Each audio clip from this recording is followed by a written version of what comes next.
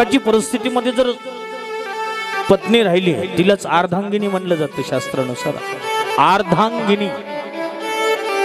काही काही माय माऊल्या काही काही माता लोक म्हणतात ना, मी होते म्हणून संसार झाला. मालकाला पतिदेवाला कधीच म्हणलं नाही पाहिजे महाराज. तुम्ही नसले असते तर दुसरं कोणी ना कोणी तरी येणारच होते की नाही मग. तसं कधीच म्हणलं नाही पाहिजे. मालकाच्या परिस्थितीनुसार राहिलं पाहिजे. मालकाची जशी परिस्थिती आहे, माणसाची श्रीमंती गरिबी हातची नाही.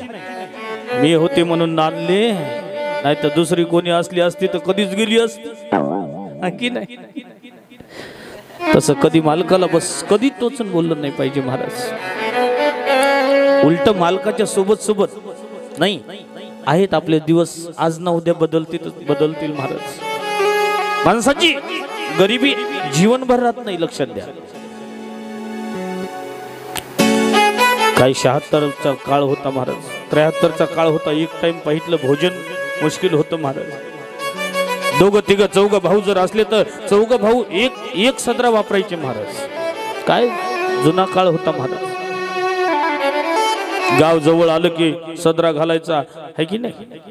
आज तर महाराज पाहितलं सगळे कपड्यामध्ये जळतील एवढे महाराज कपडे आहेत महाराज. कपाटामध्ये एवढ्या साड्या आहेत पाहितलं, सगळं कपाटातल्या साड्या जर पडल्या तर सगळ्या साड्यामध्ये बुजून जाण्याची वेळ येते महाराज. कशाची कमी आहे, काय कमी आहे सांगा ना महाराज. कशाचीच कमी नाही महाराज. माणसाचे दिवस, माणसाची परिस्थिती बदलत चालती महाराज. पण श्रीमद भागवतामध्ये वर्णन करतात, सुदामाजी महाराजांची एवढी गरिबी होती महाराज. सुदामाजी महाराज एक दिवस जर भिक्षा मागण्यासाठी नाही गेले ना, सुदामाजी महाराजांचे पाहितले छोटे छोटे लेकर बाळ, मुलं बाळ रडत रडत यायचे महाराज आई जवळ. आई काही ना काहीतरी खाण्यापिण्यासाठी असेल तर दे ना म्हणलं. सुशीला मातेनं महाराज छोट्या छोट्या लेकरा बाळांना, मुला बाळांना पाहितलं पाणी पाजवायचं आणि तसंच थापटून झोपी घालायचं महाराज. एवढी गरिबी होती, अन्नाचा कण नाही. छोट्या छोट्या मुला बाळांना सांगायचं, बाळ आज एकादशी. छोट्या छोट्या लेकरांना तसंच पाणी पाजवायचं आणि थापटून झोपी घालायचं महाराज. एवढी गरिबी होती सुदामाजी महाराजांची. सुदामाजी महाराज एक दिवशी भजन पाहितलं, कृष्ण कन्हैयाची पूजा करत बसली. एका संत महात्म्यानं सांगितलं सुशीलाला, सुशीला तुझे जे मालक आहेत ना, तुझ्या मालकाचे परम मित्र परम लाडले द्वारकाधीश कृष्ण कन्हैया आहेत म्हणले. जे द्वारिकेचा राजा कृष्ण कन्हैया आहे ना म्हणले, तुझ्या मालकाचा परम मित्र आहे, बालमित्र आहे म्हणले. त्यांच्याकडे का पाठवत नाहीस म्हणले, ही तुमची गरिबी एका क्षणामध्ये दूर होऊन जाईल.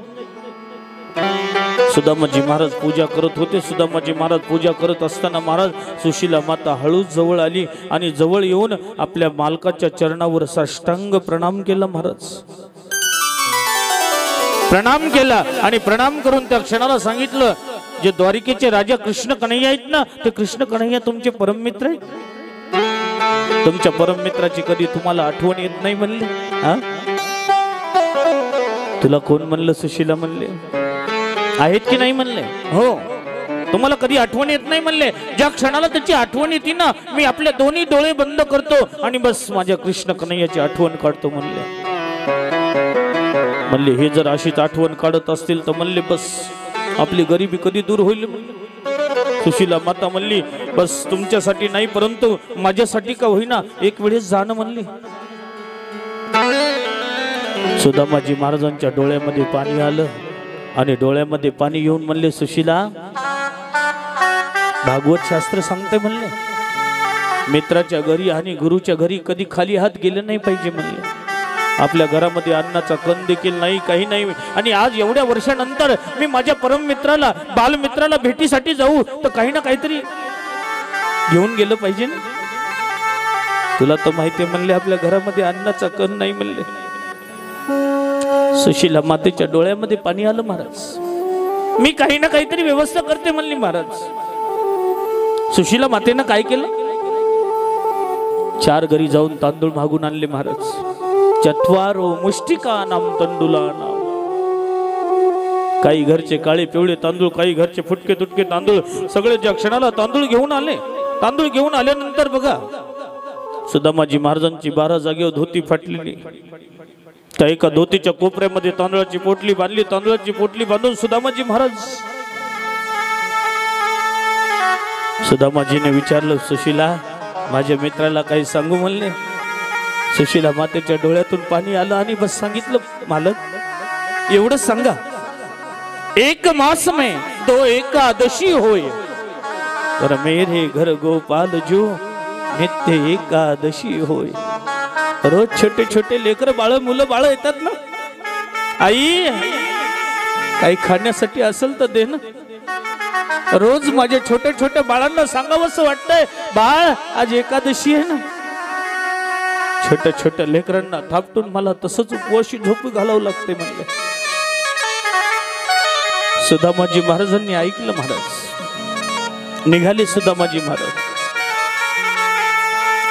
महाराज निघाले. 12 जागेवर धोती फाटलेली आहे, पायामध्ये चरण पादुका नाही, मस्तकावर पगडी नाही, आणि सुदामाजी महाराज निघाले.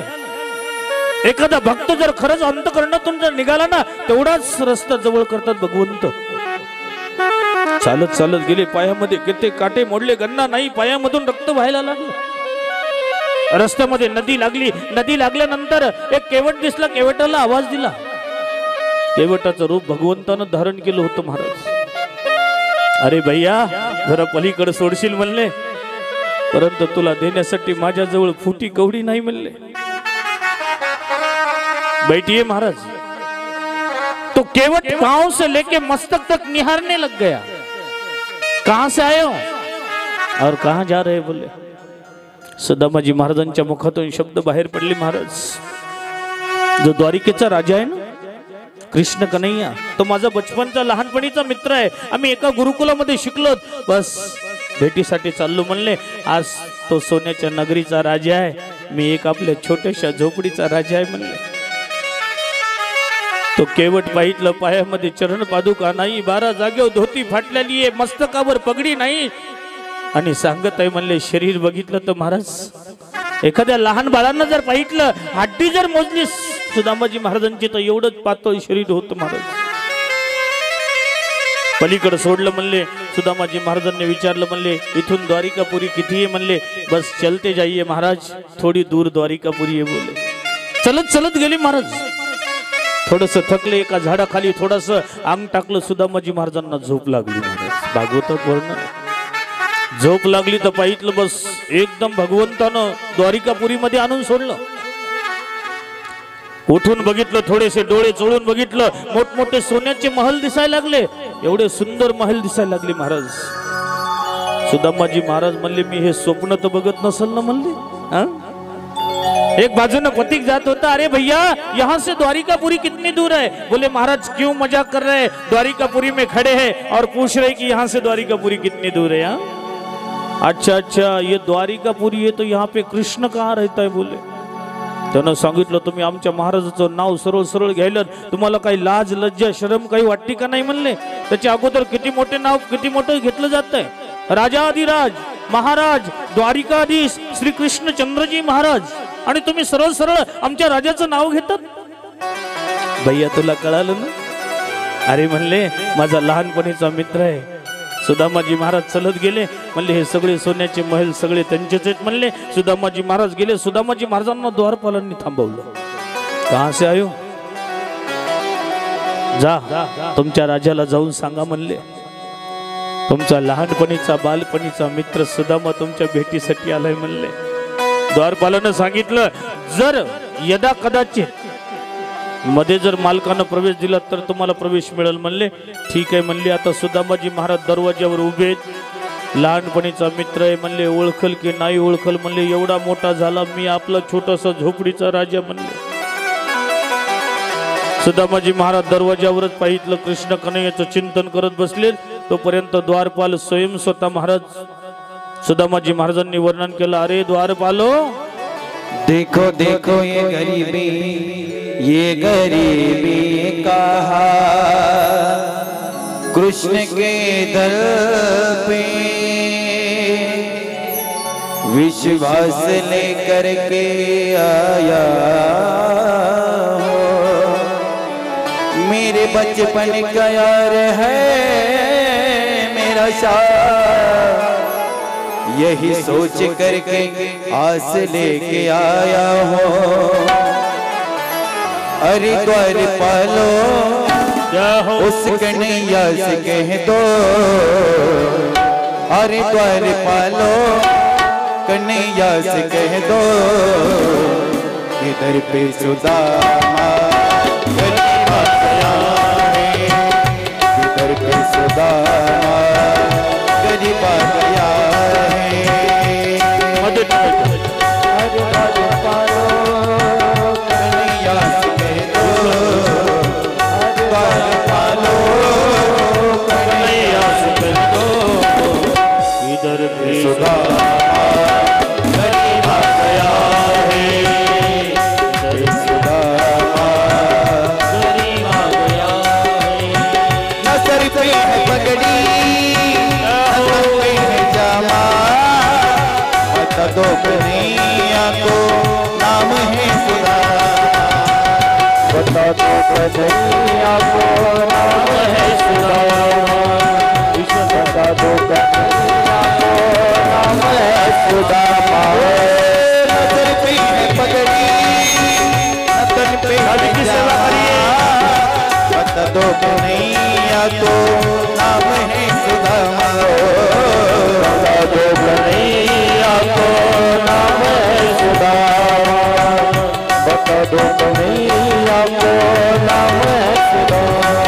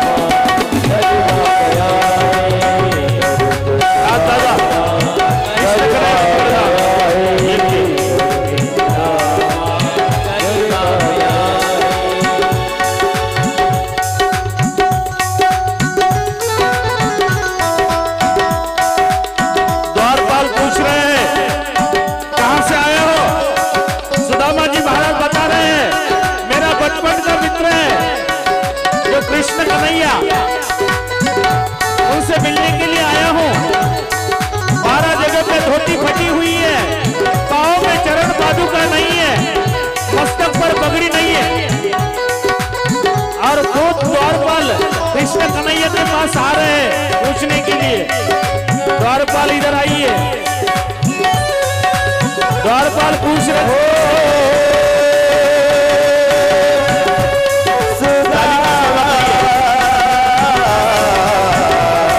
कृष्ण कन्हैया खड़े हो रहे।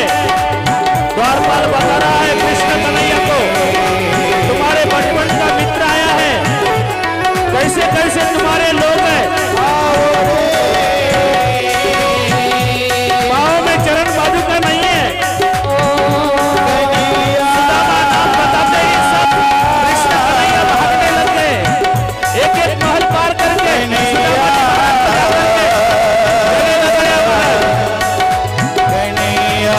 और सुदामा जी महाराज का हाथ पकड़ करके लेकर के आए। ताली सेवा करिए जोरदार।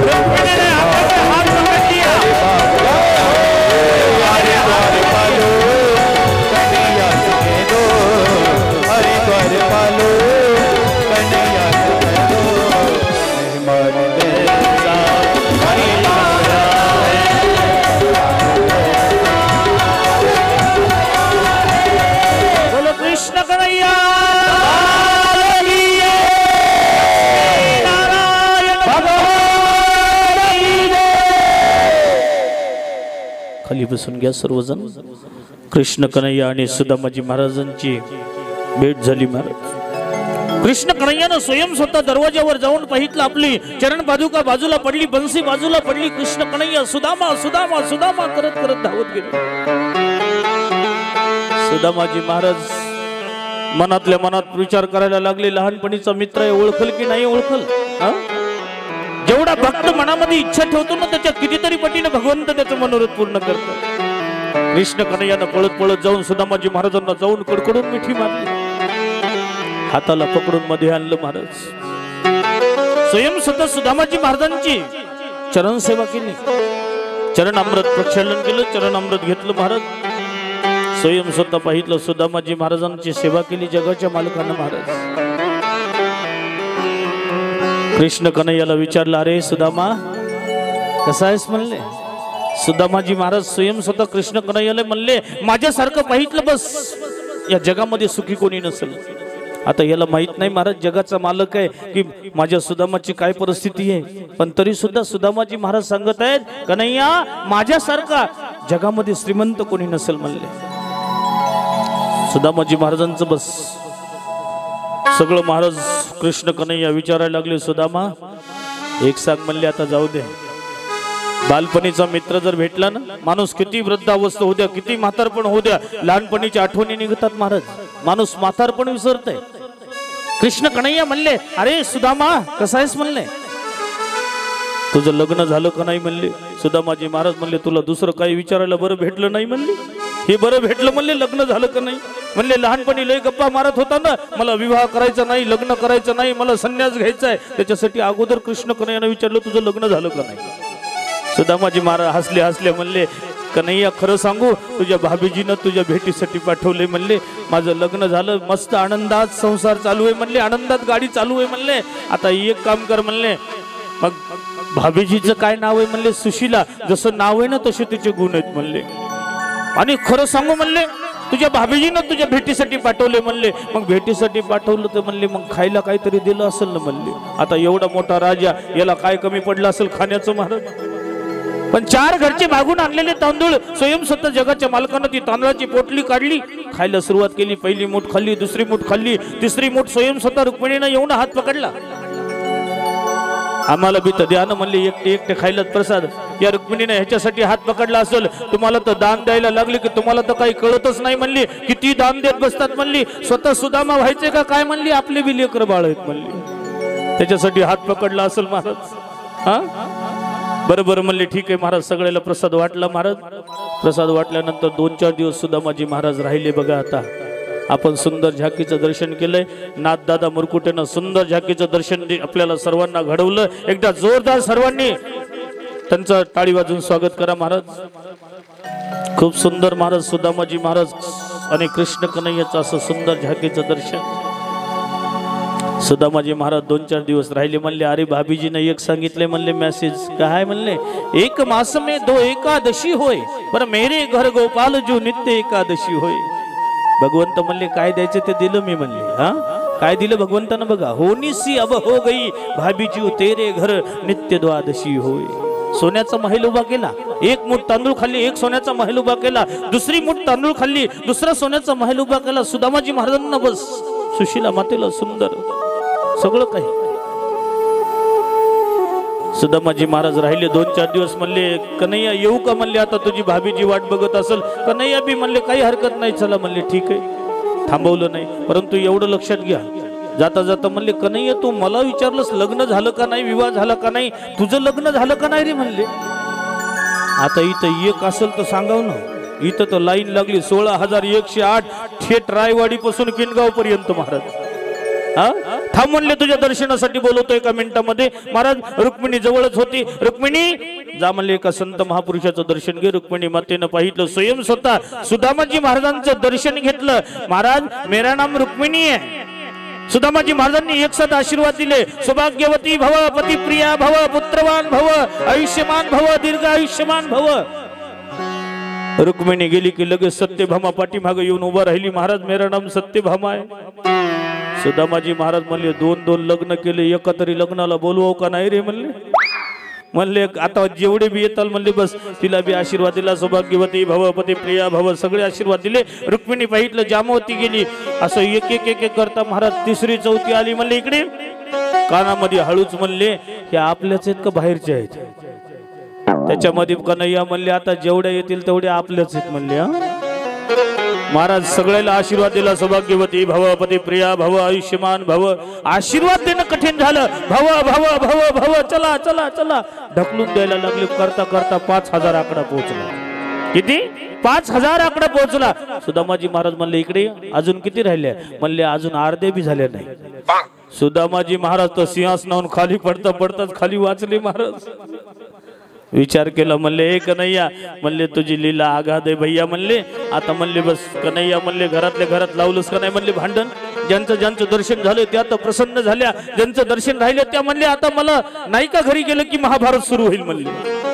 म्हणले इकडे बघ, तू यांचा अर्धांगा नाहीस आणि ह्या तुझ्या अर्धांगिनी आहेत, तूच माझ्या पाया पड म्हणले. एकसाथ आशीर्वाद देऊन टाकतो. आता स्वयं स्वतः कृष्ण कन्हैया उठले. आपल्याला झाकीचं दर्शन होत आहे. सुदामाजी महाराजांचं दर्शन घेतलं. एकसाथ सुदामाजी महाराजांना आशीर्वाद दिला. एकदा जोरदार टाळी होऊन कृष्ण कन्हैयाचं बोलो, कृष्ण कन्हैया. भगवंतानं महाराज स्वयं स्वतः सुदामाजी महाराजांचं दर्शन दिलं. असं सुदामाजी महाराजांचं झाकीचं वर्णन. पुन्हा सुदामाजी महाराज आपल्या सुशीला पाहितलं. सुशीलाला भेटण्यासाठी महाराज सुदामापुरीमध्ये आले. सुदामापुरीमध्ये आल्यानंतर मोठे मोठे महल दिसायला लागले. महल दिसल्यानंतर बघितलं. महाराज म्हणले, पुन्हा फिरून मी द्वारिकापुरी मध्ये तर आलो नाही ना म्हणले. हा सुशिलाला कळालं. सुशिलानं महाराज सुदामाजी महाराजाची आरती केली. आरती करून सुदामाजी महाराजांची आरती करून म्हणली, हे कुठून आलं, कसं आलं? म्हणले, हे सगळं तुमच्या भगवंताचा कृपा आशीर्वाद आहे म्हणले, है की नाही? मुझे तुम में दाता बहुत कुछ दिया है, तेरा शुक्रिया है, तेरा शुक्रिया है. जेवढा भक्त मनामध्ये इच्छा करत नाही त्याच्या कितीतरी पटीनं भगवंत त्याची इच्छा पूर्ण करतो. सुदामाजी महाराज म्हणले, सुशिला तूच राहा म्हणले ह्या महलामध्ये, आता मी राहत नाही म्हणले. भगवंत प्रगट झाले. सुदामा, हा माझा दिलेला प्रसाद आहे म्हणले, बस ही प्रसाद स्वीकार करा. आतापर्यंत जन्मभर तुम्ही गरिबी बघितली, आता हे मी दिलेला प्रसाद आहे म्हणले. सुदामाजी महाराज म्हणले, मस्त आनंदामध्ये गाडी चालायला लागली. हे संक्षिप्त विधानानं श्री चरित्र सांगितलं. दशमस्कंदाला साष्टांग प्रणाम. प्रणाम करून भागवताचा एकादश स्कंद मुक्तीचा आहे. राजा परीक्षित आज सुखदेवजी महाराजांना म्हणले, महाराज आज भागवताचा 7वा दिवस आहे आणि तक्षक नावाचा नाग येईल आणि नाग येऊन मला दंश करील आणि दंश करताच आज माझा मृत्यू होईल म्हणले. सुखदेवजी महाराज भडकले. म्हणले, हे परीक्षित, ही जी तुझी पशुबुद्धी आहे ना, पशुबुद्धी मिमाम जही, त्या पशुबुद्धीचा त्याग कर म्हणले. आत्मा कधी मरत असतो का म्हणले? आत्मा अजर अमर आहे, आत्म्याचा कधी नाश होत नाही. आत्मा पाहितलं परमात्म्यामध्ये विलीन होत असतो. माणसाला स्वधर्म कर्मानुसार माणसाला पाहितलं शरीराची प्राप्ती होती. आताच तुझ्या मनामध्ये काही प्रश्न असेल तर विचार म्हणले, जोपर्यंत मी समोर बसलो तोपर्यंत काही होणार नाही म्हणले.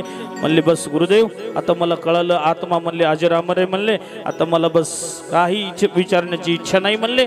तिथून सुखदेवजी महाराजांनी आपलं आसन उचललं, कमंडल उचललं आणि सुखदेवजी महाराजांचं प्रस्थान झालं. बोलो सुखदेव भगवान की जय. भागवतामध्ये पाहितलं दशमस्कंदा, पाहितलं द्वादश स्कंदामध्ये नवयोगेश्वरचं वर्णन आहे. भगवान श्रीकृष्ण कन्हैयाला वाटलं, ज्या माता पित्याकडून मी जन्म घेतला त्या माता पित्याला मी कसा ज्ञानाचा उपदेश करू, त्या माध्यमातून नवयोगेश्वर माध्यमाच्या माध्यमातून वर्णन पाहितलं. आपल्या माता पित्याला ज्ञानाचा उपदेश दिला आणि आपल्या माता पित्याचं कल्याण करून टाकलं कृष्ण कन्हैयानं. इथून पाहितलं दत्तात्रय भगवंताचे 24 गुरु आहेत. दत्तात्रय भगवंताकडून जो गुण मिळाला तो पाहितलं माझ्या दत्तात्रयानं पाहितलं गुरु केलं महाराज.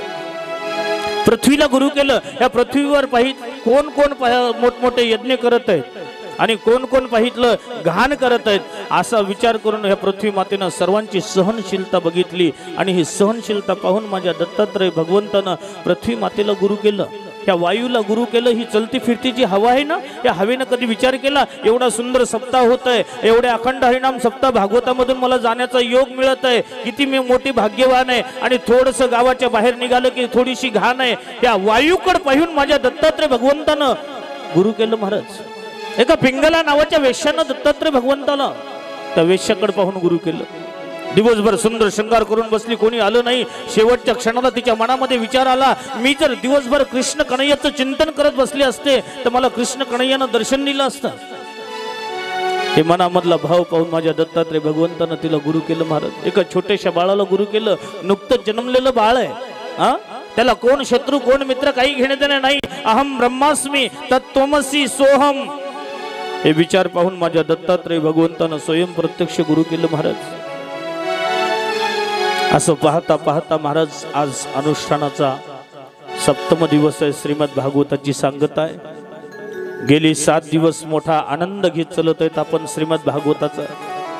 महान सद्गुरू मोतीराम महाराज या परंपरेमध्ये वैकुंठवासी गुरुवर्य मारोतराव महाराज म्हणजेच बाबा या परंपरेमध्ये पाहितलं सेवा करण्याचा, अनुष्ठान करण्याचा महान संत श्री सूरदास महाराज यांच्या परमपावन पवित्र दरबारामध्ये एक सेवा करण्याचा योग प्राप्त झाला महाराज. हे खरं विचार जर केला तर हे मोठ्या महाराजांचा कृपा आशीर्वाद आहे. सद्गुरू मोतीराम महाराजांचा आशीर्वाद आहे. तुम्हा सर्वांचं प्रेम आहे, तुम्हा सर्वांचा आशीर्वाद आहे. मोठ्या मोठ्या जसं वृंदावनमध्ये हरिद्वारमध्ये जाऊन 5-7 वर्ष अध्ययन केलं आणि अध्ययन करून अलंकापुरी तीर्थक्षेत्रापासून सुरुवात केली, आळंदीपासून कथेला. महाराज जे मनामध्ये जेवढी इच्छा आहे त्याच्या कितीतरी पटीनं मोठमोठे व्यासमंच, या किती मोठे मोठे प्रोग्राम मोठ्या महाराजांच्या आशीर्वादानं प्राप्त केले महाराज. हिंदीमध्ये कथा होतात, बाहेरी कथा होतात महाराज आपल्या. आणि हा योग जो आहे, हा योग येण्याचं कारण म्हणजे हा जो मुरकुटे परिवार आहे, हे आमचे भाऊ प्रभाकर भाऊ मुरकुटे आणि विष्णुपंत भाऊ मुरकुटे, जे रामचंद्र विठ्ठलरावजी मुरकुटे यांचे चिरंजीव, हे दोन्ही हे संपूर्ण मुरकुटे परिवार आहे. या संपूर्ण परिवार महाराज गेली 7 दिवस एक क्षणही, एक दिवस तर लांबच राहिला पण एक क्षणही घराची आठवण न येऊ देता एवढी 7 दिवस ज्यांनी सेवा केली ह्या मुरकुटे परिवारानं, त्यांच्याबद्दल पाहितलं जेवढं कौतुक करावं तेवढं कमी आहे. एवढं सोपं नाही महाराज मंडळींना आल्यानंतर. अहो घरामध्ये एखादा पाहुणा जर आला तर बस, तर माणसाला वाटतं कधी पाहुणे जाणार आहेत कधी नाही, परंतु महाराज मंडळी आल्यानंतर एवढी सुंदर सेवा, एवढं कोणत्याही टायमाला कोणत्याही सेवेमध्ये हजर आहे आणि टायमाचा कसल्याही प्रकारचा विचार न करता संपूर्ण लहान मुलांपासून वयोवृद्ध पाहितलं माणसापर्यंत जे आई आहेत, जे आमचे अण्णा आहेत, हे मुरकुटे परिवारामधले सगळे भाऊ बंधुजन असतील, मामा असतील, सर्व त्यांच्या निगडीत संबंधित असणारे जो परिवार आहे, असं आगळं वेगळं काही वाटूच दिलं नाही महाराज. अशा परिवारानं पाहितलं आज ही सेवा म्हणजे भागवताची सेवा आहे. आणि प्रत्येकाच्या आयुष्यामध्ये एक असा क्षण असते महाराज, प्रत्येकाच्या जीवनामध्ये एक असा संघर्ष असते आयुष्यामध्ये की हा परिवार म्हणजे बघा एका शून्यामधून सर्व काही उत्पन्न करून आज भगवंताच्या संत महात्म्याच्या कृपा आशीर्वादानं एवढं पाहितलं बस, एवढं मन मोकळं, एवढं पाहिजे सगळं. भाऊंचा एक शब्द आमच्या बैठकीमध्ये बोलता बोलता एकच, महाराज आम्हाला परमार्थ मधलं काही भजन येत नाही, पूजन येत नाही, परंतु जिथं सेवा आहे तिथं आम्ही हजरच आहेत म्हणले. भाऊंनी जसं हे शब्द बोलला त्या क्षणाला मला बस बालाजी भगवंताची आठवण आली महाराज. बालाजी भगवंत, व्यंकटेश भगवंत म्हणजे भगवंताचाच अवतार आहे, माझ्या पांडुरंग परमात्म्याचाच अवतार. तिरुपती बालाजी दर्शनासाठी गेला असताल तुम्ही कधी? है की नाही? कसं दर्शन आहे महाराज? एका हातानं द्या, एका हातानं घ्या, कारण भगवंत सत्कर्म कशा स्वरूपानं करत आहेत त्याच्या कितीतरी पटीनं झोली भरतात महाराज. असं स्वरूप आहे महाराज. सांगायचं तात्पर्य मी जास्त वस्तुस्थिती स्तुती कोणाची करत नाही, वस्तुस्थिती महाराज हे डोळ्यानं पाहायला मिळालं. नाही तर काही जागेवर बऱ्याच ठिकाणी भागवत कथेला गेलोत ना, असे बोटावर दिवस मोजावं लागतात महाराज. पहिला दिवस संपला, दुसरा दिवस संपला, तिसरा दिवस संपला, पण इथं मी व्यास गादीवरून बोलत आहे महाराज, असा एक क्षण सुद्धा जाणू दिला नाही ह्या मुरकुटे परिवारानं. एकदा जोरदार मुरकुटे परिवारांचं स्वागत करू हाताने टाळी वाजून महाराज. अशीच भगवंताच्या चरणी ह्या व्यासगाव देऊन मी प्रार्थना करील, अशीच ह्या परिवाराला उत्तर महाराज भगवंतानं सेवा करून घेत राहावं. सदा सेव्या श्रीमत भागवती कथा